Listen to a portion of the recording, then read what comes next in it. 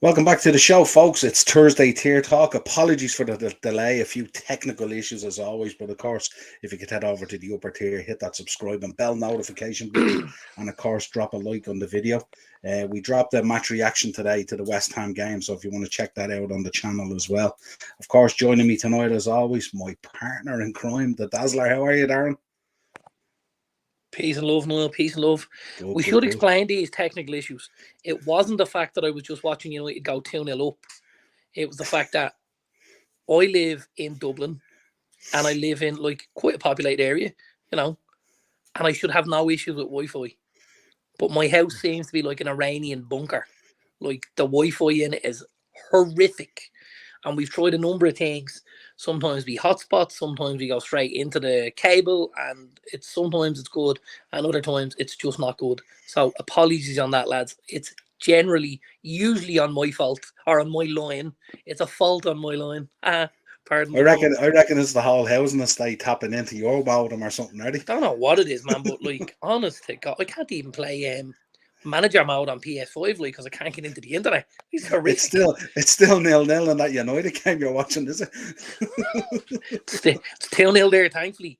Good, See, good, I thought good. this was gonna be a tricky night at the office, with Spurs obviously taking a pacing at the weekend, and you're thinking they're gonna come out and lay a marker down and just say, we apologise for the weekend and we're gonna put a shift in here, but we've been handy. The Hay has made one or two saves, but it'd be Foster's expensive been if the they had better to of the two refund keepers. all those fans tonight as well, wouldn't it? Listen, Foster, at 2-0, we're not flattered at all. Foster's made a couple of really good saves, a couple of good ones from Rashford and stuff like that. So, yeah, I can't complain really. They're saving themselves for us at the weekend, are they? That's what it is. Please God, you'll do a number on these boys. These are as open as a can of beans, Anyway, I thought I'd start off the show. We are going to take a look back at some of the matches from the last two nights, as we should do, just to set the narrative. But I thought, just for Morris and all those lovely Arsenal fans in the chat, Kyle was in earlier and stuff like that. Del Boy, I believe, is away in Spain on holidays and all.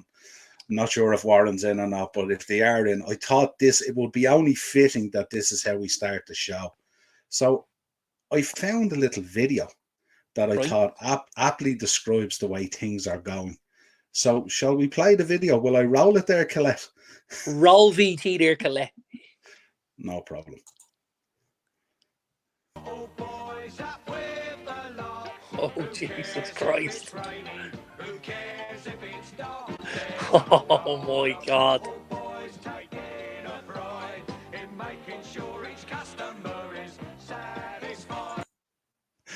Well, enough of that. I thought that's how we start the show. That's from Morris and all the gang. No offense, of course. Shots fired. Jesus. I could have, of course. I could have started with this. I don't know if you've seen this chart today. I did see this chart today. Yeah, I sure did. And they make a habit of it, don't they? Look at the first three on the list. They're actually forward the first five, and you're just thinking, God, these guys really need to be toughened up a bit. Listen, we can go in on Arsenal. We can. I'd prefer not to go in on Arsenal. What I'd prefer to do is I'd prefer to say, listen, Mikel Arteta has taken this side to another galaxy compared to where they were, a couple of years ago when he took over, right? And coming second in the title race to arguably one of the best sides that's crossed the Premiership threshold, is no failing. Obviously, when they take the lead and you think that they're motoring towards that title and they pull up, and if they win the games that they drop points in, but they haven't dropped points to too many. Well, okay, Southampton, but Southampton are fighting for their lives down there. Liverpool, obviously, they drop points as well, and West Ham, who we know on their day can be very, very good. Ran you boys close last night as well, and possibly should have got something out of that handball. But sure, listen, he's obviously paying the ref enough these days. But yeah, I think City have been immense to wrestle the lead back in this title race. They're not back in the lead just yet, but two behind with 2 games to go. I don't see it going, or two games in hand. I don't see it going any other way, But we're not shocked, are we? Are we shocked? No, Like, we're are not you, are shocked. you genuinely shocked at how this is playing out? Yeah, I'm not shocked, but I just think, City had an awful lot to do. And when they were flying the flag on, Jesus Christ. Like, I'm just wondering, are you shocked? Like, I'm not shocked, but I thought when City were flying the flag on all fronts, obviously they were in the FA Cup. They've now in the final of the FA Cup. They're in the Champions League semi-final, and they had a lot of games in hand on Arsenal. And you just thought, well, let's catch up with them. And at times they didn't play their best football, and then all of a sudden they just got this juggernaut rolling, and everyone seems to come into form at the same time. Haaland looks ridiculous. De Bruyne is back to his best. Rodri, unbelievable. John Stones, Ederson, like Akanji, Nathan Ake, Bernardo Silva, Jack Grealish. The list goes on and on. It's just the way they can turn it on. And this is the kind of thing that United teams of old were able to do under Fergie. You get to February and March, and you start to put your foot on the accelerator. And to be honest, like, it's very difficult to keep up with. They're a juggernaut at the minute, Man City, an absolute juggernaut. yeah, absolutely. Big up to everyone in the chat there. Yeah, and R.I.P. Jerry Springer passed away today. I think 79 he was. I think. I heard Um, that, yeah. yeah, it seems we're getting a glut of these now, aren't we? We say sometimes we get to a certain age and all that. I Morris was was gonna saying say there we're he just was a at big that. Yeah. target. Morris wanted to have him on. I think he was looking for him to come on and stuff like that. Oh, okay. He was on Morris's bucket list for the podcast. So, Henry's in. Big up Dazzler, and Eno's in. Daz O'Clock, how you doing? All good. Thanks, Baz is lads. in. Evening, lads, enjoying this United game. Sure am. It's Spurs, isn't it? How could you not? Shout out to L everybody in the chat. Jaden Sancho even popped up. Saying it took us There goal is lovely as well. took us goal. Well, there is Newcastle have just gone 2-0 up at Goodison Park. Everton are in huge trouble. Callum Wilson with the opening goal. The goal scorer will come through now in a moment. The first, it's gone in that they're now 2-0 up, but the next one it'll be the actual scorer.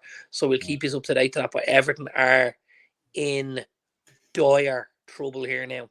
Yeah, Absolutely dire. Yeah. Sean Dyche got a tune out of them very early on, but things have stalled massively. They could really be in trouble here.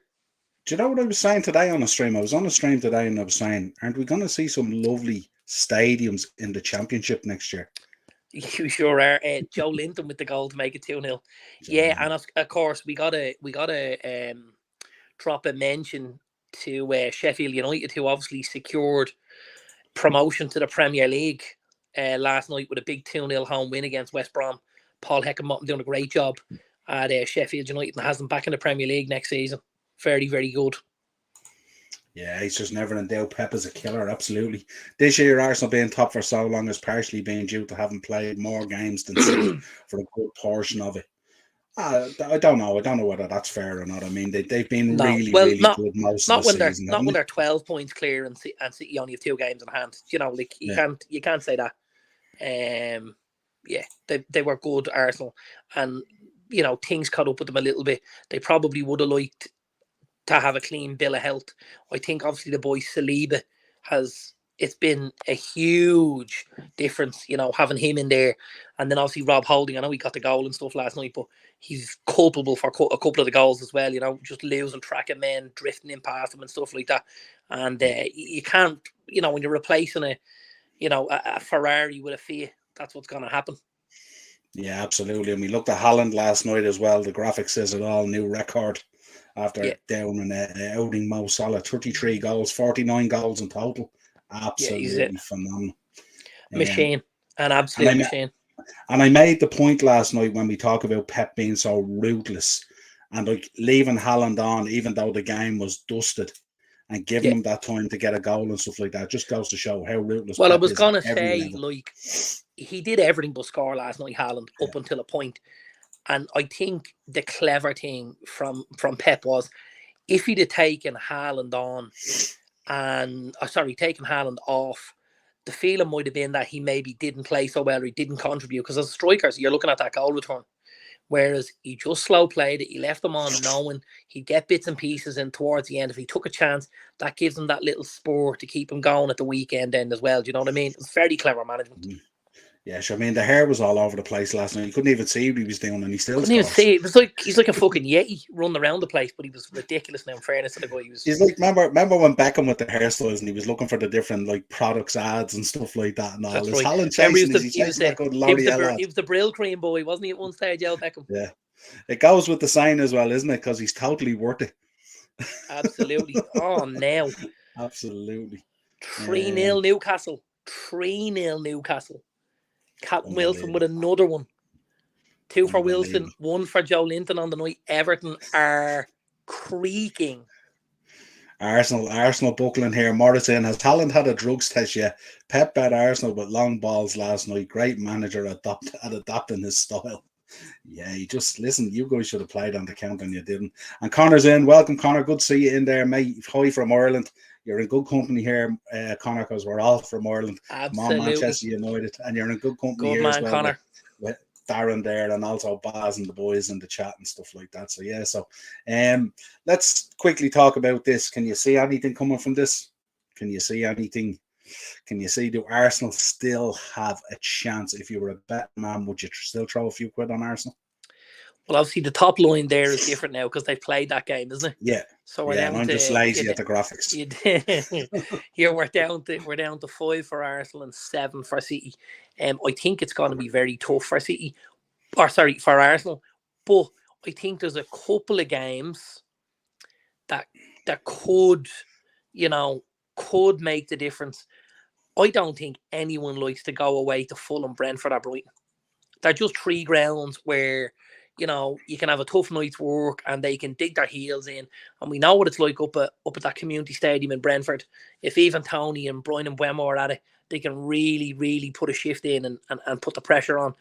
But failing that, I think, the home games, West Ham, Leeds, Chelsea, they'll be cakewalks for me. Got to be honest with you.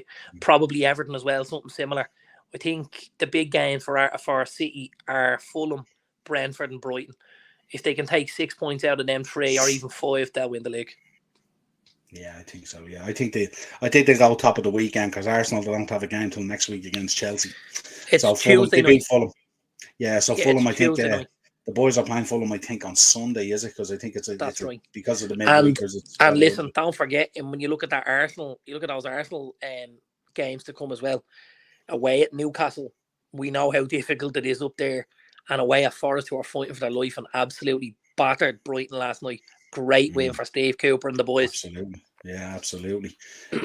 Game killers in. Arteta, no chance in hell. Like that Vince McMahon kind of thing. Like that, yeah. Absolutely. And Connor's in. Connor's telling us he's from Cork in Ireland. Big up Connor. Love it down there in Cork. Sorry, Connor, we won't hold that against you, pal. Yeah, I'm Wicklow, Connor, and Darren's Dublin. So there you go. So it's not. I am Dublin, but yeah. if I was adopted by another county, no, it'd definitely be Cork. I like the holiday in Cork a little bit. Great spot down there. Great couple of hotels and that I visit. Really love Cork. Great people down there. And Ted's in. No easy games there, as everyone is scrapping for something still, either to avoid relegation or to gain European football. Absolutely scintillating. 100%. Yeah, 100%. Henry's in. Arteta being chopped and stuffed like a Madame Tussauds model. Absolutely. They're absolutely. Tell us how you really feel, Henry, won't you? But hold on there, Morris and everyone else. We will have our weekly Chelsea update segment during the show. There's no doubt about that. So let's talk about what's coming up the weekend. Again, folks, if you want to join our TikTok page, it's absolutely lit at the moment. Scan that QR code. It'll bring you straight over there and drop a follow on it. We're dropping stuff out there now every day. Let's go through this weekend stuff pretty quick. So Palace versus West Ham. Yeah, I think probably people are going to be a little bit surprised here, but I'm going to go for West Ham here. I thought they've been very good in the last few games. Obviously, getting to the semi-final of that conference, they've turned out over a couple of teams in the league, and I thought they were quite unlucky against you boys last night, if I'm honest. I don't know what your thoughts on it were. I think getting out 2-1, you were a little bit lucky. But I think West Ham will put in a really good performance, and I think they'll just do enough to get past Palace 2-1. Yeah, I think they're looking to create that gap of safety, aren't they, before they get back Yeah, into the Europa Conference stuff and all. So, makes sense. absolutely, yeah. Brentford versus Forest is going to be a cracking game, isn't it? Going to be a great game. Going to be one of the games of the weekend. Obviously, both teams. Obviously Brentford are safe. Let's say, safe in the. They're not going to get a spot in Europe at this stage. It's going to be a little bit of a stretch for them. Forest still fighting for their lives down the end there. We know what that community stadium's like. Everton just got to go back there. Sorry, 3-1. That kills me fancy football clean sheet for Nick Pope, doesn't it? Thankfully Rashford has a goal and assist and he'll get the bonus. Whoop whoop. Anyway, Brentford at home, very tough to bet against them. So I think Forest will be gutsy, they'll be gamey, but I think on the day Brentford will just do enough to get over the win. Yeah. Brighton Wolves. Top Brighton look absolutely out on their feet last night. Absolutely out on their feet. I thought Sunday FA Cup disappointment. FA Cup disappointment and a massive toll on them after the 90 minutes and the added time and stuff like that. I thought they were very leggy against Forest, and I think they'll really, really need to up their performance against Wolves, because Wolves have been in great form under Julian Lopetegui, with the strike force of Diego Costa and Mateus Cunha up front. The two boys playing in tandem have done very, very well for Wolves. Held the ball up well, keeping the defenders busy, and then also creating space for those midfielders to come onto the balls and stuff like that. Really, really good. Jesus, just as Everton make it 3-1, Newcastle make it 4. They kind of like those scorelines these days, don't they? Now. Yeah. The boy Jacob Murphy with a goal, and our boy Alexander Isak with the assist. Wow. Bournemouth versus Leeds. Bournemouth versus Leeds. Bournemouth having a good night tonight again. They're up away at Southampton. I think it's still 1-0, isn't it? Yeah, I'll tell you now. I think it's still 1-0. It is still 1-0, yeah. 84 minutes gone, 1-0. Yeah, James so Ward-Prowse going off. I presume he was injured, replaced by must be. They're never going to take Ward-Prowse off unless he's injured. But I think Bournemouth been doing really, really well. Obviously tightening things up massively at the back there, and when they tighten things up at the back, they were able to start nicking results here and there. I think it'll be tough against Leeds, because again Leeds are fighting. It's a dogfight down there at the bottom. But I'd have to side with Bournemouth at the minute. I just think at home they've been very, very good and solid all season. I'm just going to say Bournemouth are going to nick this 2-1. Yeah, how did Bamford miss that chance? Man. Good Lord. And listen, if you're relegated by a point or two at the end of the season, where someone's going to have to go and sit beside this kid for about 8 weeks just to make sure he's all right, because that was an absolute sitter. Yeah, game killer in. Newcastle has third place wrapped up. Thoughts on that? You wish. Southampton dropped Bazunu. Harsh. Did they? Yeah, I didn't see that. Interesting. Been very, very good. Allow you too. Big up, Joanne. Good to see you in there. Hey, John. Let's see now. What else we got? Fulham versus Man City. This is Man City going back top of the table, isn't it? And Spurs have just scored. You have to hold on with me here now. I don't know what way this is going to go. We're moving. We're on the move. Okay, ball comes into the box. It comes down the Spurs left-hand side. Now, it looks like there's heavy protests everywhere. At one stage, it looks like some of the United lads have just stopped playing completely, that they think either there's a fray or something's going on. Ball comes in from the left-hand side. Okay, that's right. They're going to look at this. Richarlison is sitting on the ground at David De Gea's feet.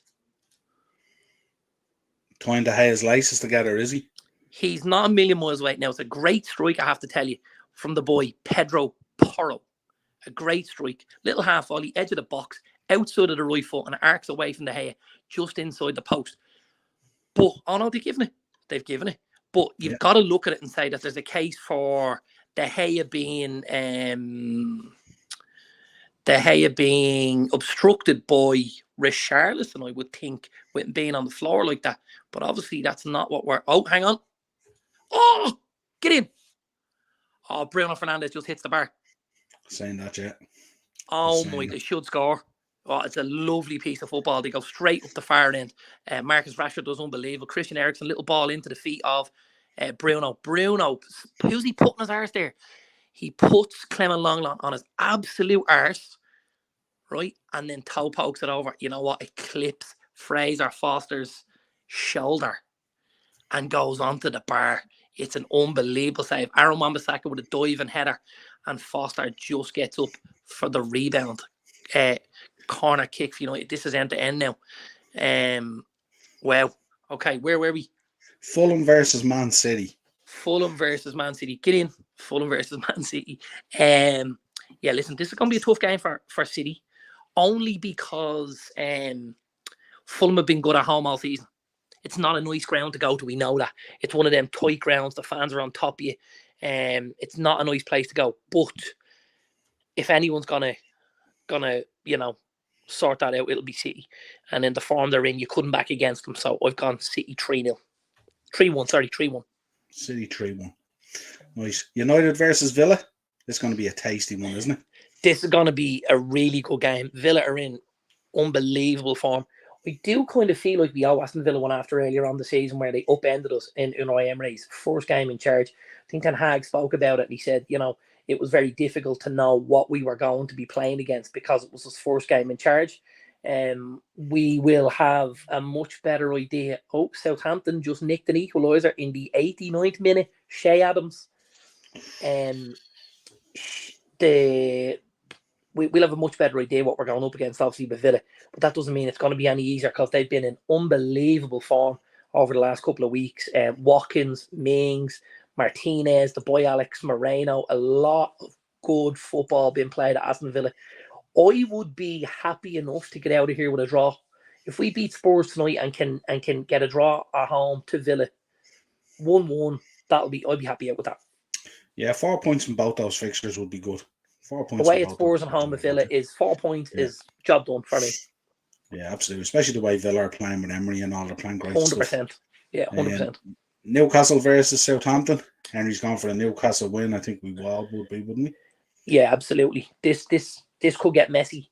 Newcastle have been in great form up there all season.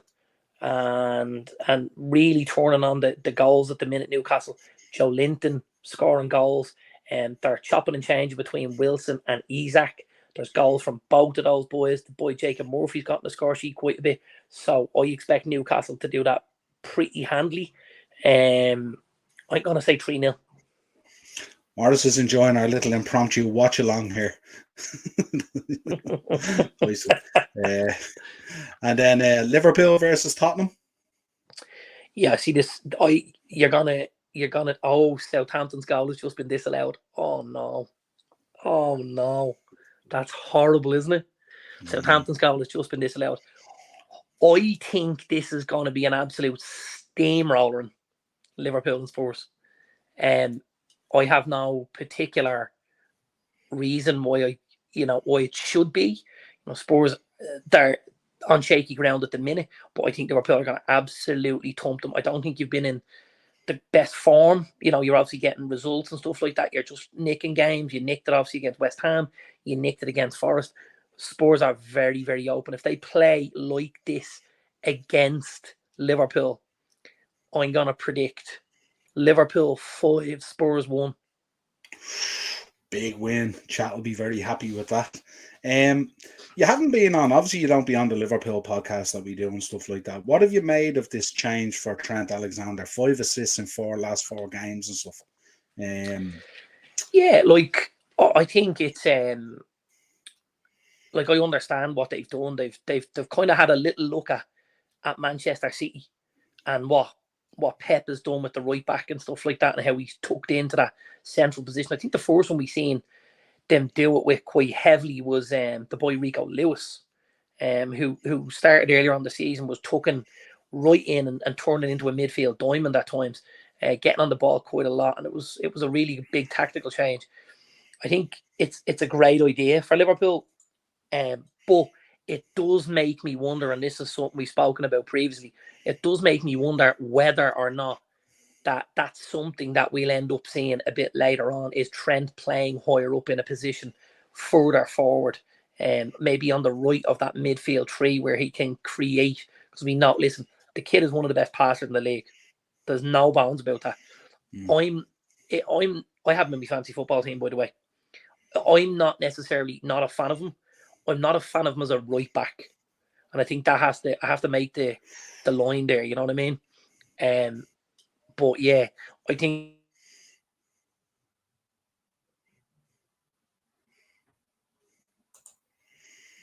Well, we just lost Darren there. He should be back on shortly, I'd say.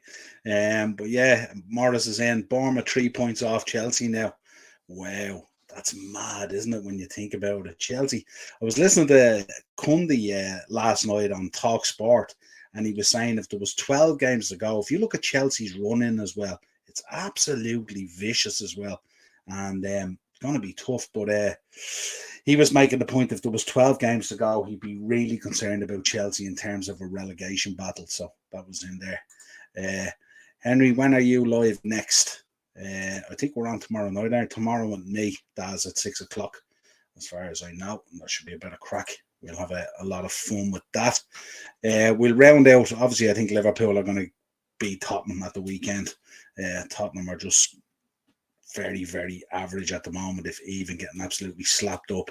And then we rounded out Leicester versus Everton. If there was ever a 6-pointer relegation match there, absolutely massive. I would expect Leicester to beat Everton. Everton at the moment just look kind of dusted at this stage. They may try and find a way out with Deutsch, but serious trouble at the moment, both home and away at the minute. So it's going to be very, very difficult for them. Just waiting on Darren to come back in. He probably just has to reconnect.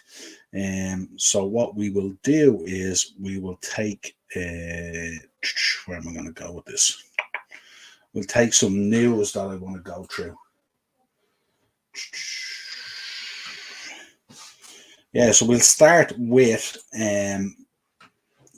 news of Garnacho. The United have been dealt a Garnacho blow there. This club versus Country Row. Apparently, he wants to go play. I think it's with the under-20s in the World Cup or something that's being played, and he's declared himself for his country, Argentina, and this has caused a bit of a rift with the club. And both club and country representatives are going to meet this week to try and trash out something.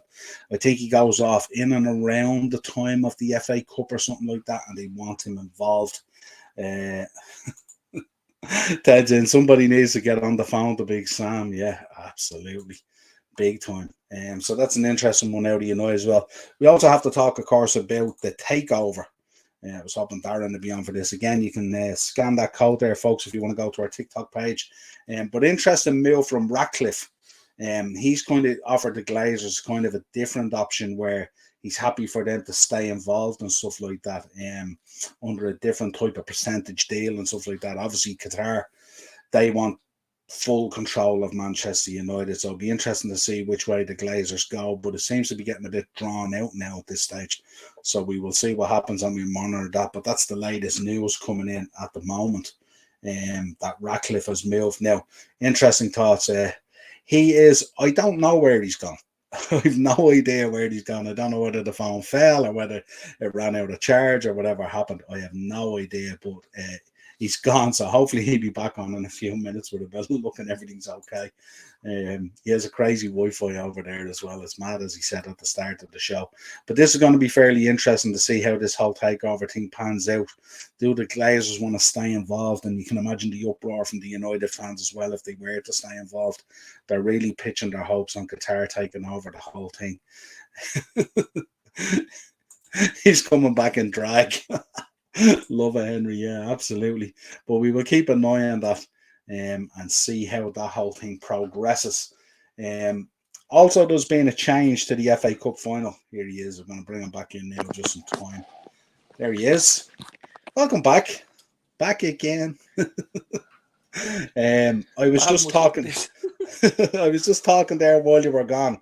I was talking about the Glazers and the takeover. And Ratcliffe has offered a different option to them where the Glazers would remain involved. But it looks like I still think the issue with Ratcliffe is in relation to the debt, isn't it? It looks like the debt would be maintained, and that's not going to fly. Pending on what the Glazers want to do, obviously, and stuff like that. Do you still see this? Do you still see this going out as 100% sale to Qatar, or what way do you see it panning out? No, not necessarily. I definitely think there's a train of thought where the Glazers end up remaining, unfortunately, which would be awful news for us. But I think, yeah, I think like Ted is saying, I think if we voluntarily sell, it has to be to Qatar. That's where the money is. That's where these boys are going to get the best bang for their buck. And we know with so much money in debt, like this is clearing the decks for them.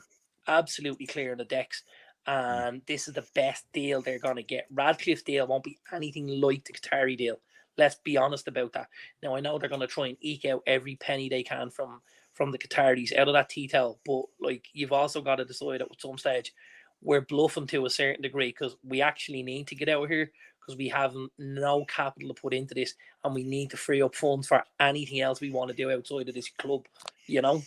Yeah, I think all roads lead to Qatar, don't they? The other thing I mentioned while you were gone as well, I Sure mentioned hope so. this club versus country kind of row that's going on with Garnacho at the moment in relation to him. I did. Sorry, the under-21s? Yeah, he's declared himself for Argentina, hasn't he? And I think it's in around the time of is it the end of the season into the FA Cup final type of thing when it all sort of kicks off and clashes. But, yeah. There's got to be, listen, level heads have to prevail here. I completely get if this was a World Cup that, you know, they would need their best players and stuff like that. This is the under-21s. Like, we're Manchester United Football Club. We're in the FA Cup final. It's one of the most prestigious cup competitions in world football. There's no reason why that kid should be anywhere else other than at Wembley when we play that final. 100%. And I can't see anything else either. Yeah, and I suppose the other thing is if that didn't get resolved and he did go off to that World Cup, it's how the manager and everyone else would feel about that going forward. You know, it might look too good. You think Patrick Bamford's miss was bad last night? Wait, you see Eric Dyer's. Oh, yeah, but it's Eric Dyer. You're allowed. Doesn't matter. Ball comes in from the left-hand side. I think it's Son. Now, Son gives it back out to whoever that is. Might be Perisic. He dinked it up inside the 6-yard box, right in the middle of the sticks. And Dyer's nodded it wide. Now, when I tell you, Ryan Mason is on his hands and knees, and it's not even close, by the way. He's knocked it 4 yards wide from the centre of the goal, 4 feet out. This is horrific. Like a centre back, this is your beans and toaster with heading ability. All you've got to do is stick your noggin on this thing, and he's blown his load. This is Dyer by name and Dyer by nature, is it? Oh my! I still have no idea how he gets picked in any team, regardless of whether it's Spurs or whether it's England. If you're setting up with Eric Dyer in your team, bad news from the start, lads. 100% bad news from the start. Yeah, absolutely. Wanted to mention with you as well, Evan Ferguson signing a new contract with Brighton until 2028. Great news for the lad. I think it's really good that he has stayed there as well and not being sort of his head turned to a bigger move or something like that. I think that's really the place for him to start developing. I think it's great news for Evan Ferguson. I think it's great news for Brighton. And I think it's great news for Ireland because, as you say, like we know there's going to be a lot of clubs interested in this kid. I mean, Manchester United were definitely going to be interested in this lad in the summer. Spurs, if Harry Kane leaves, again, looking for number 9, definitely interested in this kid. Chelsea, possibly looking at one. Arsenal looking for a 9. Good number 9s are very hard to come by. We know this kid is a big kid. He's a strong kid. He's got pace. He can finish. He's got it all packaged into one. I would say the one thing against Evan Ferguson is he's Irish. Because if Evan Ferguson was English, what would we be talking? 60, it's the Declan Rice, Jack Grealish scenario, isn't it? Absolutely.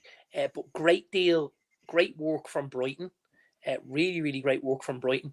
And I think delighted for Ferguson because he needs to play, 30 to 36 games next season and score 15 or 16 and create a few assists and have goal involvement and just be the main man for a season or two before he takes that step and before somebody takes a big punt on him. Yeah, absolutely. Want a big shout out in the championship at the moment. Congratulations to Burnley on winning the championship. Great scenes there with Vincent Company. And congratulations, as you said earlier, Sheffield United as well on being promoted. And I tell you, if we're getting excited about the European race in the Premier League and the relegation battle, that playoff battle in the championship at the moment is absolutely electric as well. Really look forward to seeing how that pans Really out as is. well. I got to be honest though. I think getting to the playoffs is going to be as much as some of these teams can do, because I don't see anybody turning Middlesbrough down in the playoffs. They've been unbelievable under Michael Carrick. They score goals for fun. They're tight at the back. The boy Zach Steffen's done a reasonable job for them. He's the boy that was at Man City last season, had a couple of howlers. I've seen them a couple of times this season, and he's done okay for Middlesbrough. He really has. So, yeah, I can only see Middlesbrough coming out in playoffs. And I mean, Middlesbrough, Sheffield United, and Burnley would be three big clubs to come back up. Yeah, and it'd be good. It'd be good to see Middlesbrough back up there again. The Riverside is a lovely stadium as well, and Carrick in there as manager as well. Always, It'd be good for you as well. always a You'd enjoy tough that place next to season. go. Yeah, Always a tough absolutely. place to go to Riverside. You know what? If Middlesbrough came up, it's possibly a game I'd go and see at Old Trafford, just to give Michael Carrick the welcome he deserves. You know. Yeah, absolutely.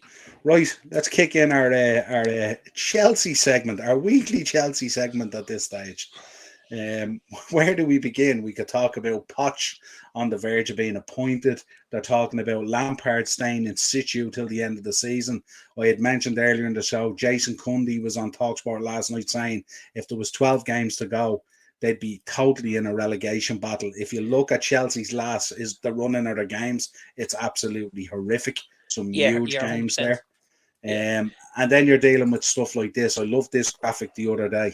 In Jurgen Klopp's reign at Liverpool, here is your list of Chelsea managers.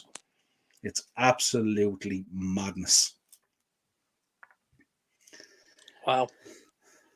And you know, until you see a graphic like that, it's hard to understand the magnitude of the the mess. task that's put in front of a Chelsea manager, because it can't be easy for anybody at the club, any of the players, any of the staff, to go through. Like, let's say, okay, we're sort of semi self-employed, right? But we all have to answer to somebody down the line, basically. But I mean, if we had that many bosses in the space of time, where would our heads be? As you know, what we do, like, it's got to be difficult for them players. You're getting a different message every time somebody sits behind that desk, and then at times you're going from hero to zero or zero to hero, depending on who sees you and what pair of eyes are on you and stuff like that. So, really, really difficult for the Chelsea players there, I have to say. Yeah. And not only that, when you look at the Chelsea squad that's there, there's still a lot of players there from a number of those managers as well. So it's quite the mixed bag as well. Yeah, absolutely. absolutely. What do you make of the Lampard situation? I mean, obviously he has one win in 19.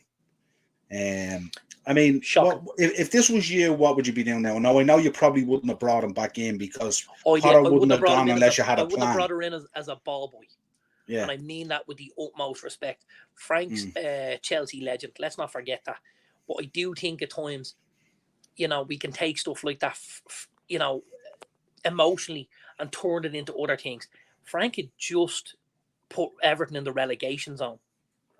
Why would anyone think he could go in and do a job at Chelsea, which is a much bigger club with much bigger players, with the whole shooting match? That makes no sense. That's not logical, you know, and that was never ever going to work. For me, if Chelsea were going to make a change, and if they were going to make a change in the summer, they should have let Potter sweat it out, because you know what? You don't know what he could have got to click in that time. But you absolutely weren't going to get it out, please. You absolutely weren't going to get it under Lampard. Like, he's done nothing credible as a manager. You know, like, it was a really bad decision. We did call it though. Yeah. We What do you did make of say, Henry's comment? Is this desperation trying Poch? Because I think it's not the manager, it's the player's fault, playing substandard for a long time and getting paid to do it. I think there's lots of different ways to look at that. And if I'm honest, Henry, if I look at what happened even at my own club at Manchester United, there's players at United this season that look like footballers who, under different managers, looked like they were completely inept as footballers. You know, Marcus Rashford, Luke Shaw, you know, guys like this, Aaron Wan-Bissaka, Diogo Dalot. So there's a lot of players. Yes, you need a turnover of players because every manager is going to want to stamp their own kind of authority on it. But you also need a manager that can motivate the dressing room, that has the right kind of, that's able to have that kind of player pulling power, who pulls players alongside and gets them to go in that direction. And that's not Frank Lampard. That was never going to happen with Frank Lampard. I think Pochettino is as good as Chelsea can hope for right now. But I do think they've got bigger issues at the club, because I think you have an owner who doesn't know his arse from his elbow and who wants to be involved way more than he needs to be involved. You know, we've got to stop making this about Todd Bowley. Needs to stop making this the Todd Bowley show. We should never even have a conversation about Todd Bowley, but we have them quite regularly, and that's a stretch, you know. Yeah, what did you make of? I wanted to get your thoughts on the comment there the other day that apparently Poch being appointed, he may throw a lifeline to one Romelu Lukaku. Yeah, I did hear that, and I suppose we spoke about it off air, and like it's not the most mental thing I've heard.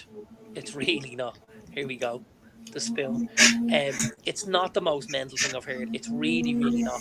Like, Chelsea have outlaid a huge amount of money over the next couple of years on the signings that they've made. So, you know, they can't keep doing that. They're gonna have to start looking at what they have and start deciding what fits in this squad. What do we keep? I mean, what do they need? Well, they need goals. Would Romelu Lukaku, would he guarantee you a certain number of goals? I think the answer is yes. I think we know at times we don't get the work rate and we get the sluggishness and stuff like that. And I think maybe we get, you know, you get other things to come along with Romelu. But Spurs have you just will. equalised. You're joking. Son. Yeah, apparently. I think it's just coming in here now. Hang Yeah. on. Son has just equalised for Spurs, Oh, just to let fucking people know. joking me. Though I'm No. obviously behind because of the when everything went off. Coming Yeah. up any minute. Great. That's Yeah. brilliant, isn't it? And 10 minutes That's ago, it's great. going to be a great 10 minutes. What happens there? Right, goal kick must come from our goal kick, which is great. Watch a long time. Watch Let's a long go. time. Here we Give go. me give us the breakdown. We've got probably about 30 seconds, 40 seconds to it anyway, because it happens in the 79th minute and I'm on 79:35. We're going to go to Darren at the new White Hart Lane for an update. We're going to find out now what's happening. David De Gea has taken a goal kick. And Spurs, he's gone long with the goal kick. Weghorst wins it, and then Dyer wins it. Ball goes back over the top. It's with Spurs on their 18-yard line. Romero plays it back to Foster. There's 78 minutes on the clock. Foster clips the ball out to the left-hand side. Ball down to Hallberg. Okay, free kick. Fred fells Hallberg there at the halfway line. Goal has to be coming up. There's only 50 seconds left in the minute. So Spurs have a free kick just at the halfway line here. They've played the ball square back into Clement Longlong. He's played it inside to Skip. Skip's giving it to Romero. Romero back to, it's Harry Kane actually. Kane's played the ball. Oh, that's unlucky. Bruno Fernandes. No, what is happening here?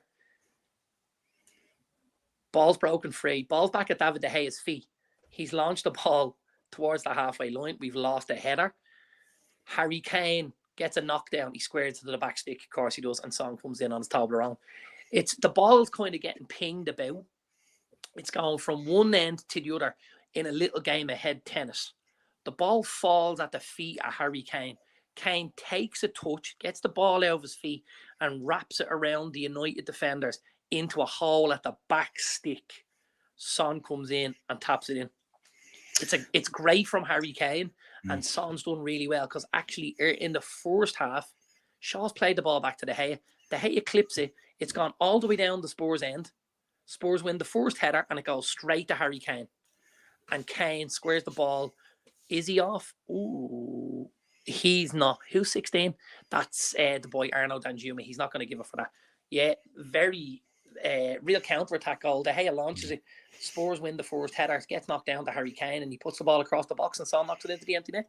That's terrific now, isn't it? There's a big 10 minutes coming up in this season. Fiddlesticks. So we'll stay at it. Come out with that and see. Yeah, so that's your thinking on Chelsea at the moment. There's a lot of stuff still to be sorted out there. Yeah, absolutely. A lot of stuff to be dug out at Chelsea, you know. I just turned off the channel and went back into it. We're 4 minutes further along, so I think we've caught up. Yeah, we caught up. But I'm here. I'm in 83 or 84 minutes at the moment. So. Yeah, I've got 82 and 10, so I'm pretty good. Yeah, really, really tough at Chelsea at the minute. You know, I don't see things changing very, very quickly. I think it's going to take a little bit of time. I think they've got to do something about the number of players they have. I think that's huge for them. And then I think they've got to find a manager and give him some time, because, I mean, the whole idea with Graham Potter was we're going for this more organic, and we're going to try and, you know, grow them young and play them long and do all of this. And all of a sudden then Potter showing the door and you're back with Frank Lampard, and then you're being pied off by Luis Enrique and Julian Nagelsmann, and like it's awful. It's really awful. I'm gonna make a call here. Spurs win this. Spurs absolutely win this. They're on the up, are they? They're on the up at the moment. All over us. Here on screen. They're all over us. Spurs will win this here. Redbirds in. The toffees are shite. They're dusted, aren't they, Redbird? They're sure absolutely dusted. They're in serious trouble at the moment. Serious trouble. Can you see a situation? I mean, we know how toxic the fan base is and how kind of memory-wise how short-lived it is as well. They're not the most patient fan base in the world, the Chelsea. No, they absolutely aren't. Can you see us? Can you see a situation with Lukaku going back in there and it being accepted? Oh my God, Marcus Rashford. Sorry, we're back to watch along.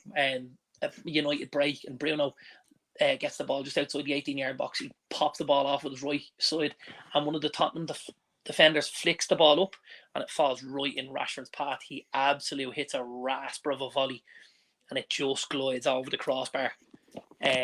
United did well to get out their own half there, let alone get a chance off.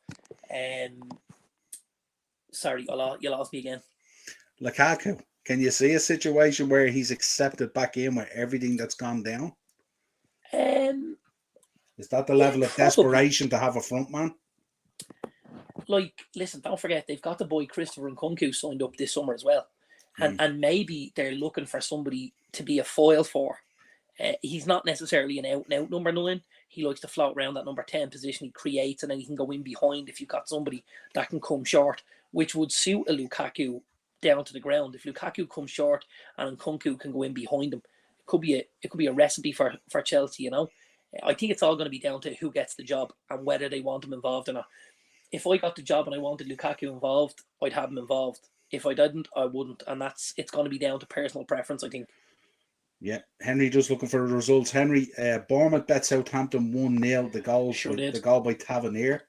Yeah. And Everton got beaten 4-1 by Newcastle. 2 for Wilson, 1 for Joe Linton, 1 for Murphy, and McNeil on 80 with the consolation. Everton in serious trouble. And right now, live at the moment, it's 2-2 between Spurs and Man United. That's a penalty now. Is that not a penalty? I don't know. You're watching. It should be a penalty.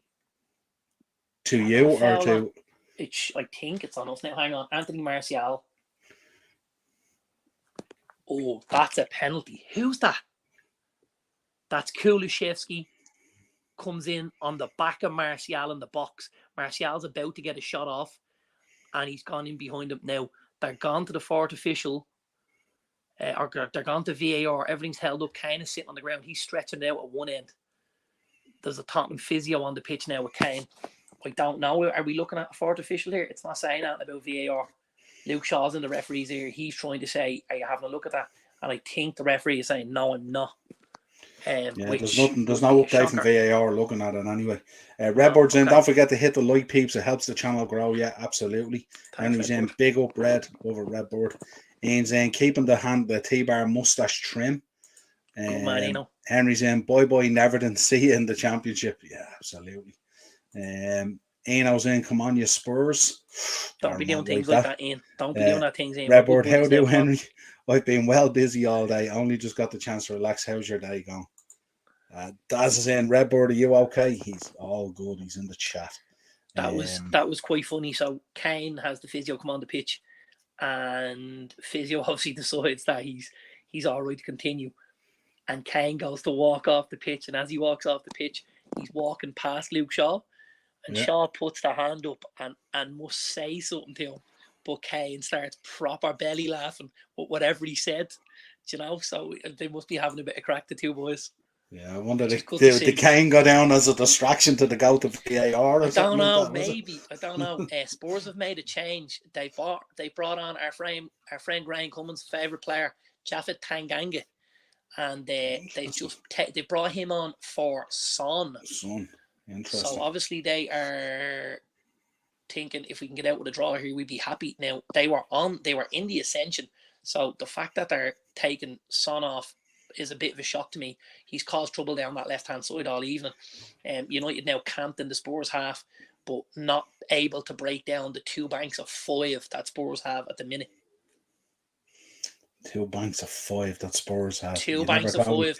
You never thought we'd hear that day, did you? We now have 2 banks of 5. Oh, sorry, we've now got a bank of 5, a bank of 4, and Kane is trying to do the press on his own.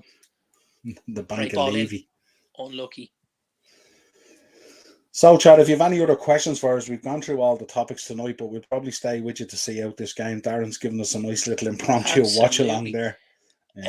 Spurs had an opportunity there. Kane got the ball and Spurs were on the break. The boy Arnold Danjuma breaks down the middle and Kane puts the ball around. It's actually not a great ball. Now, Kane's very, very good with the ball at his feet and stuff like that. It's not one of his better balls because he's usually right out of the top drawer. If the ball is a bit better, the boy Danjuma was probably in one-on-one with the keeper. So it's a bit of a let-off there. Ball Morris, still going. Yeah, Morris is in. Good result for Liverpool last night. Absolutely. It was a great result for us in the end. Another good result for Liverpool tonight as well, if United and Spurs draw, right? Yeah, ideally we'd want Spurs to win. Okay. Because what it does is it keeps the gap down to 6 points rather than 7. Okay. That's how I would be saying now. I was hoping Everton might be able to do a number on Newcastle as well, but I suppose I was asking a bit much based on the season and the way it's gone. But Jesus, you know yourself. We're about to get the board, I think, here. Yeah. We got 89 minutes and 10 seconds on the clock, so we're about to get the board.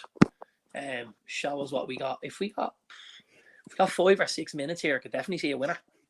I do, Redbird. I remember it well. Redbird's in. He says, "Hey, Noel, do you remember when the toffee lady flung toffees into the crowd at Goodison and we pelted them back?" Yeah. It reminded me, Darren, of that John Cena. Remember when he threw the T-shirt out to the ECW crowd and they kept throwing it back in? And they threw it back to him. Yeah, it's absolute quality. Yeah, big up, Redbird. Love that quality. I saw a really funny reel today, and I've got to try and find out where I saw it. But it was on a train. It was on like a New York subway. Yeah. And a guy enters the train dressed as Rob Van Dam with the hair tied back and the black thing with RVD spray painting on the front of it. And a couple of minutes later, like everyone in the carriage obviously knows he's coming in, and there's guys on each side with video cameras and everything. And they have an impromptu match. There's a guy dressed as Bubba Ray Dudley, but he's black, but he's an absolute ringer for Bubba. And he has the nose thing and all on right. And the next minute, RVD is doing a frog splash from the seats in the subway onto a table, onto this guy. It's like, I'm looking at it going, what's going on here? I think, am I right in thinking, didn't he hit a Rolling Thunder as well or something? That's right. He did, I seen it, yeah. Did Classic, you see it? It's brilliant. Yeah. It's brilliant. Yeah. When you said ECW there, it was that ECW crowd. It was very good. Daz was wondering how long is added on, Daz. Like, how long have we got here? 4 minutes. 4 minutes. So we've got 3 minutes to go. There's a minute being played. We've 3.5 left. There's 90 seconds and 90 minutes and 30 seconds gone. United have a corner here. Stay with me because I may wake my house up if this goes in. Fred, I'm afraid I've got some bad news. Fred's taking the corner, and when I tell you, it's an absolute, it's so bad. The daisy cutter that doesn't get past the first lad. Malacia, United having in their own half now, taking a touch, playing around with the ball a little bit too much here, if I'm honest. Got to get out of our half. That's a bit better. It's a nice little ball. Weghorst come in, picked it up and rolled the ball out there to Casemiro.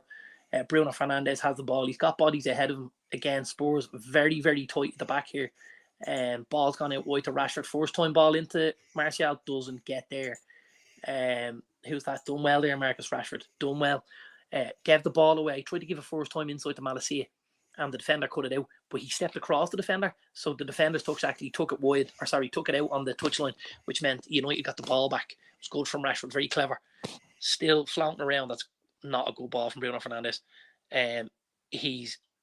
We could be in trouble here. All the way to your keeper. That'll do you.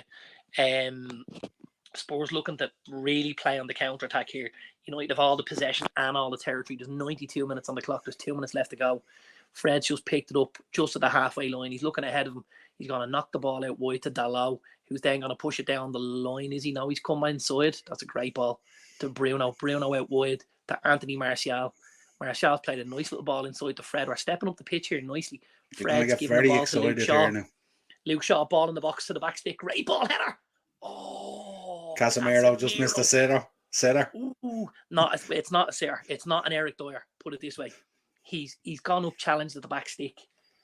Who's he getting up ahead of? You know what? He should at least get it on target. Bruno smashing the crossbar is even sadder times now. I don't know if Ted saw it though.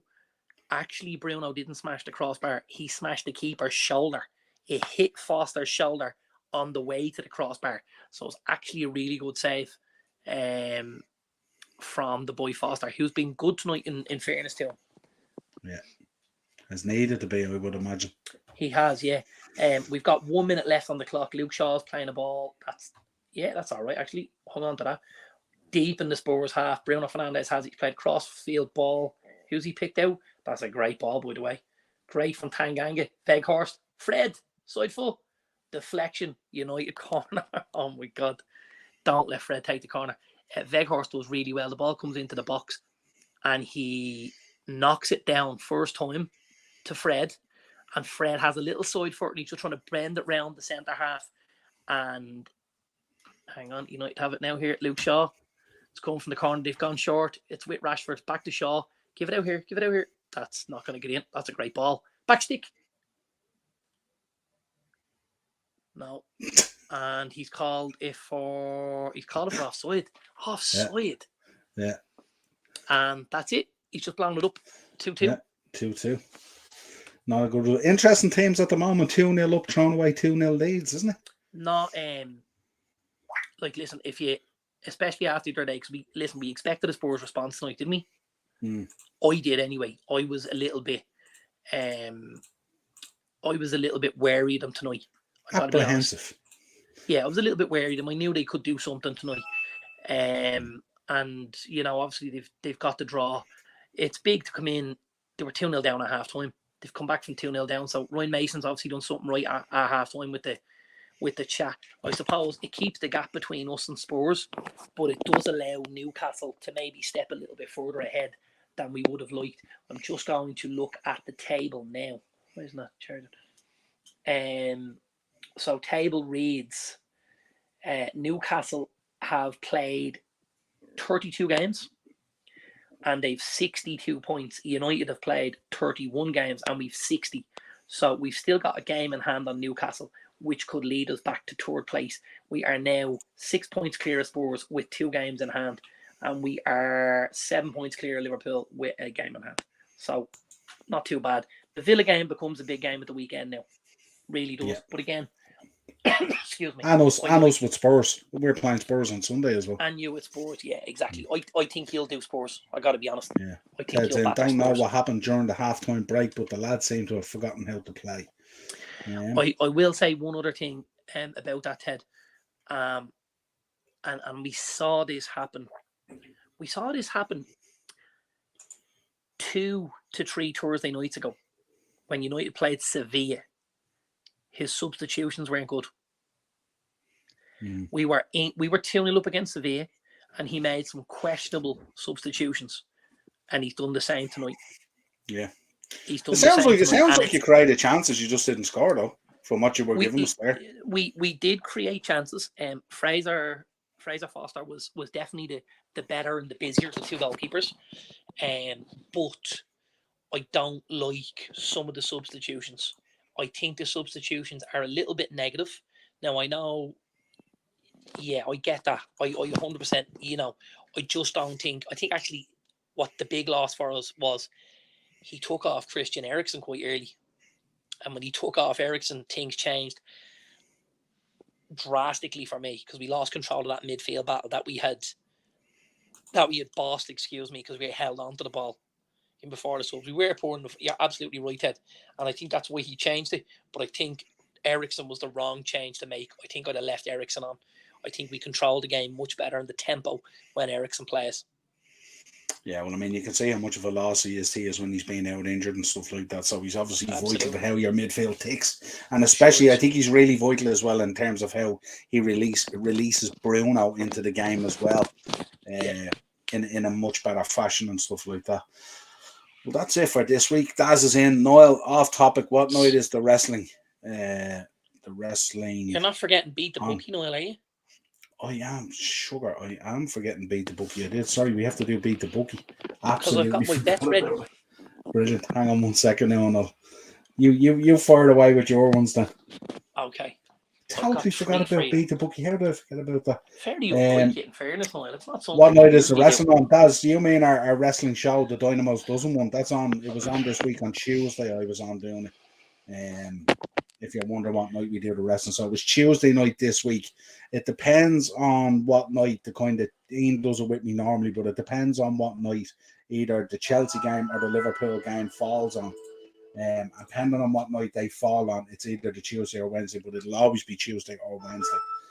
If you drop over to Dynamo's Dozen, drop a sub on that and hit the bell notification, you'll be notified when those shows are put out. We put them out reasonably early enough in terms of planning. So there you go. Now, shall I roll through for you? Absolutely. I'm gonna do what I usually do. I'm gonna start low and finish high.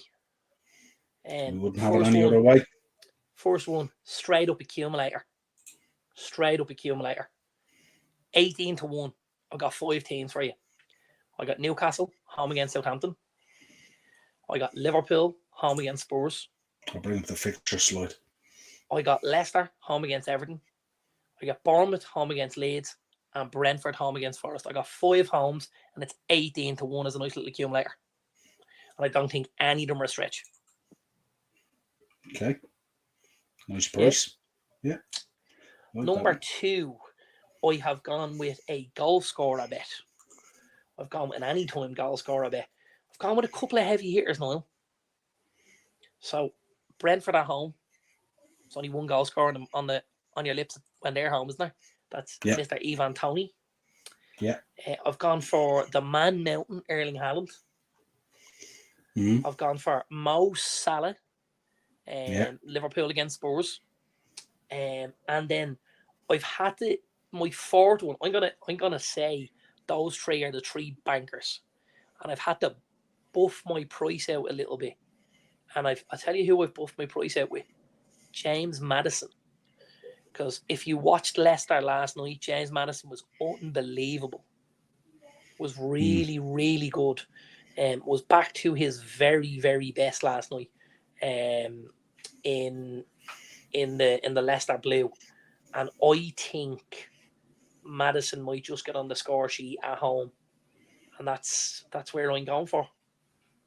So I've gone. Sorry, it was Tuesday. I've gone for Maddison, Salah, Toney, and Haaland, and that will pay you 25-1.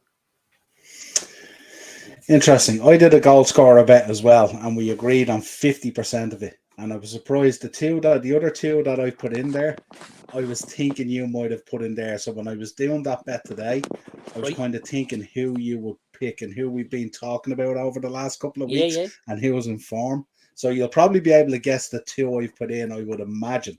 But we'll come to it now in a second. That's just to let you know, it'll probably either then be Monday or it'll be Thursday. But what I'll do is I'll check with Ian tomorrow and we'll firm down whichever day it's going to be on. We'll lash it up on the channel and you'll be able to see it there. No problem. Absolutely. I appreciate that. I have one more. Shall I roll the dice on one more? Yeah, go ahead, yeah. Far away. You know, my favourite bet of the week is Niall, don't you? Result and both teams to score. Reboot. Result and both teams to score. Now, Niall, this is a big price, right? It's a big price. I don't think any of it, again, is a stretch.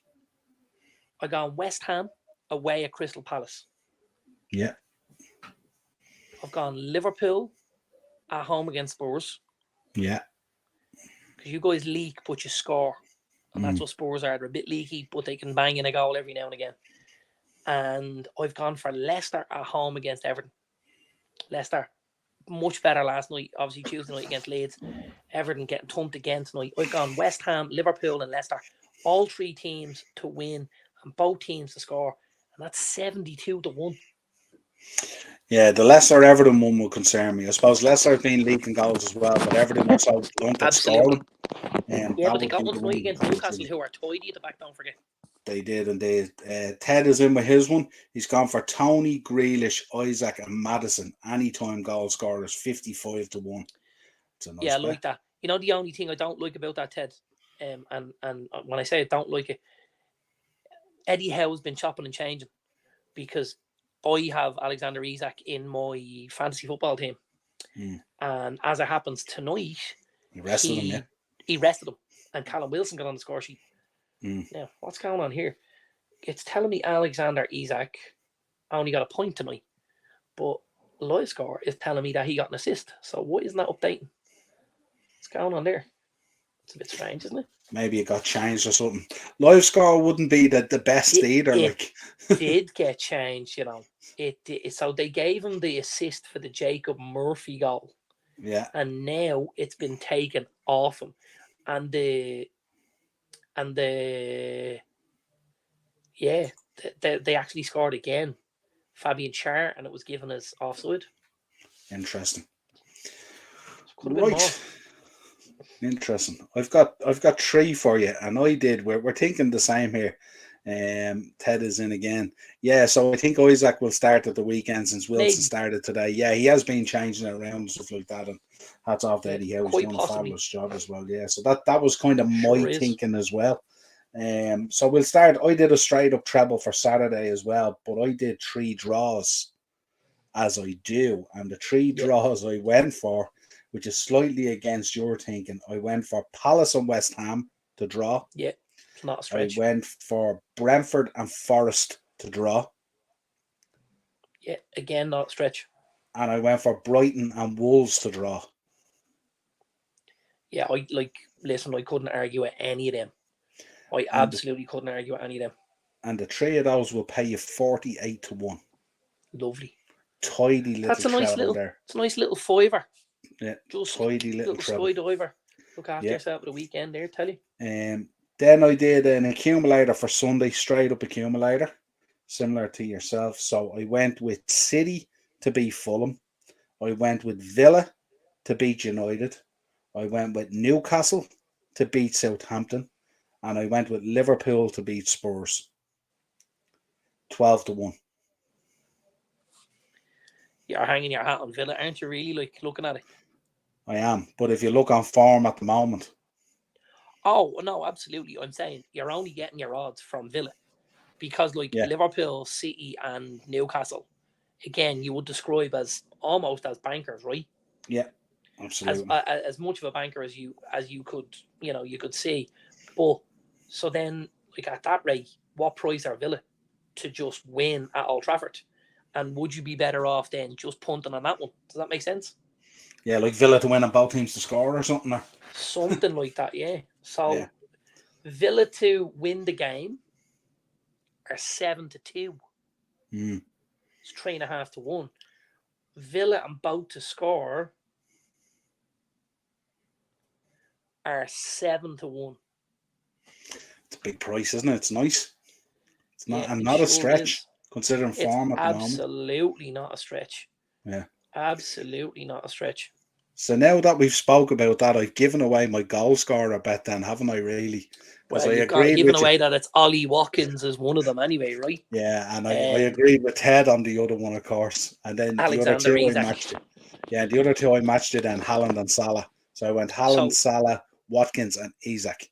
If I'd Haaland and Salah and Watkins and Isaac. If I'd known who, if I was inside the mind of Eddie Howe and I knew who was playing, if Wilson starts, I'd back Wilson. If Isaac starts, I'd back Isaac. Now, I don't like doing my bet until I see the teams.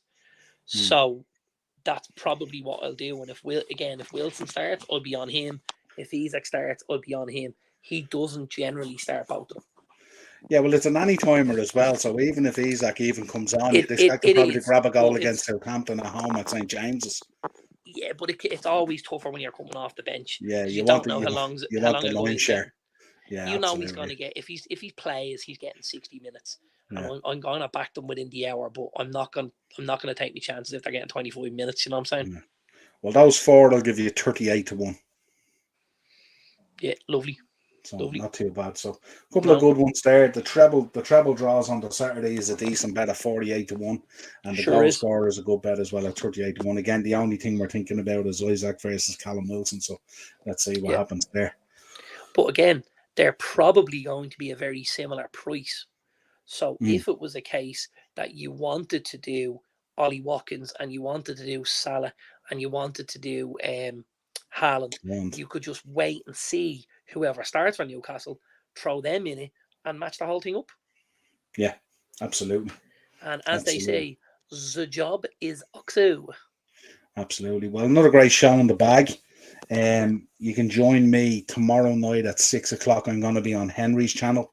We're going to be talking Liverpool. I'm not joking you. I did 110% think you were about to say on Henry Street. I don't know why.